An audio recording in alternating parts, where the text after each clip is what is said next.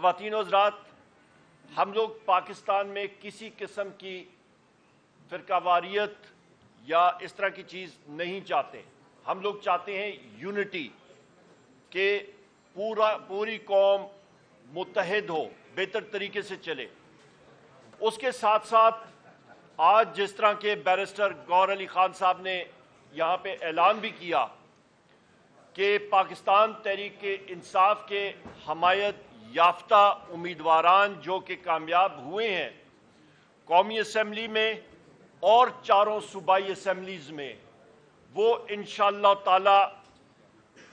سنی اتحاد کونسل میں شمولیت کریں گے. اور اس کی بنیادی وجہ یہ ہے کہ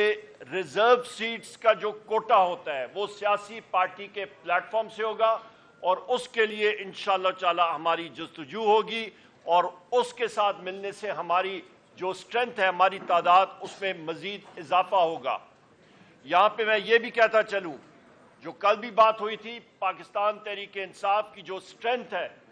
قومی اسمبلی کے اندر وہ 180 ہے، اور جو کہ پرسوں راولپنڈی کے کمشنر چٹھا صاحب نے، لیاقت چٹھا صاحب نے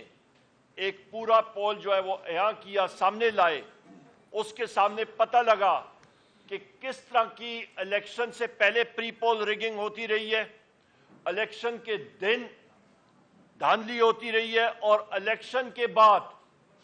جس طرح کی ٹیکنیکل دھاندلا ہوتا رہا ہے وہ بھی وہ سامنے لائے. اور اس چیز کی کل ہم نے ڈیمانڈ بھی کی تھی کہ ہمارے امیدواران ان کو فل فور جو فارم 45 ہے وہ موجود ہے، اس کی بنا پہ جو اصلی فارم 47 بننا چاہیے، اور ان کو ریٹرنڈ کینڈیڈیٹ ڈکلیئر کرنا چاہیے کہ وہ قومی اسمبلی اور صوبائی اسمبلیز میں جا کے اپنی حلف برداری کر سکیں. اس کے ساتھ ساتھ ہم نے یہ بھی بات کہی تھی کہ ایم کیو ایم نے پاکستان تحریک انصاف کے مینڈیٹ پہ سندھ اور بالخصوص حیدرآباد اور کراچی پہ ڈاکہ ڈالا ہے، دھاندلا کیا ہے. پشاور کی 7-8 سیٹیں ہماری جو ہیں وہاں پہ ڈیپٹی کمشنر پشاور اور ان کے اہلکاران اور پولیس کے افسران وہ بھی ملوث ہیں اس دھاندلی میں. اسی طرح میریٹ ہوٹل میں ہمارے 80 سے زیادہ وہ ساتھی جن کو دھاندلی کے ذریعے ان کے فارم 47 تبدیل کیے گئے، انہوں نے اپنے شواہد سامنے رکھے.